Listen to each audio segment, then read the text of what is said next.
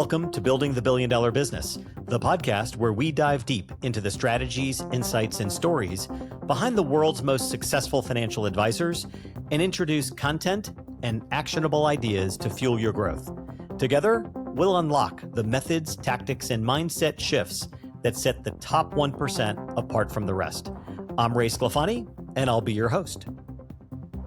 At least once a year, every advisory team should conduct a marketing review.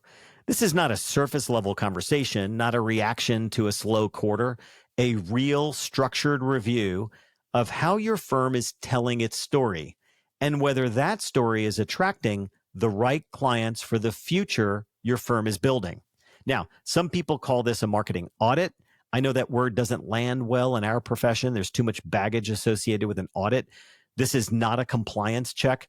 This is about clarity, alignment, and enterprise value. It's a strategic reset just once a year. You see, when firms skip this step, they drift. Messaging becomes outdated. Marketing materials misrepresent the value you actually deliver. And the worst part, you start attracting the wrong prospective clients, or worse, no prospective clients at all. This work is leadership work, and it should be treated with the same intentionality you give your strategic plan, client segmentation, or any growth initiative. The strong marketing review focuses on 5 key categories: marketing plan and calendar, ideal client types and segmentation, value proposition and capability deck, marketing collateral and communications, and digital presence and systems.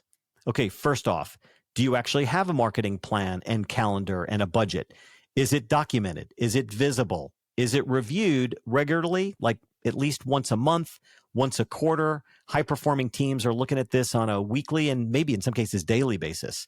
Or is marketing still treated like a side project on your team, owned by whoever has the time? Let's talk about ideal client types and segmentation. Is your messaging built to attract your ideal future clients, not the ones who you found 5 years ago? Are your best prospects seeing your website or LinkedIn profiles, and are they seeing themselves in your story? Can every member of your team articulate your firm's value clearly, concisely, and confidently? Is there a value proposition unified across your firm? And are you using a capability deck that's professional, that's current, and differentiated? Or is it a dated PDF nobody uses? Number 4 is about marketing collateral and communications. So ask yourself, what about our outreach materials? Are they aligned with their voice, the message we want to be delivering, and the priorities of the future clients you seek to attract? Or are you still relying on generic content from years ago that does not reflect who you've become? Then the last piece is the digital presence and the systems you're using. So is your website delivering leads or just information? Does Google think you've turned off because you haven't updated it in a while? Do you track lead sources? Like, is your CRM segmented to support targeted outreach and follow-up? If you're weak in any of these 5 areas, you're not just leaking opportunity, you're stalling growth. Depending upon the size of your team, this review could look a little bit different. So for example, some teams have large marketing apparatuses. Some teams outsource all their marketing.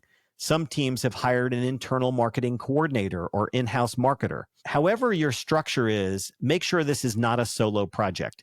It requires collaboration across your advisory team, leadership, and operations. Marketing should not be one person's job. It's how the whole firm shows up, how you attract, engage, and retain the clients you want to serve. The best in the business make this review a shared conversation.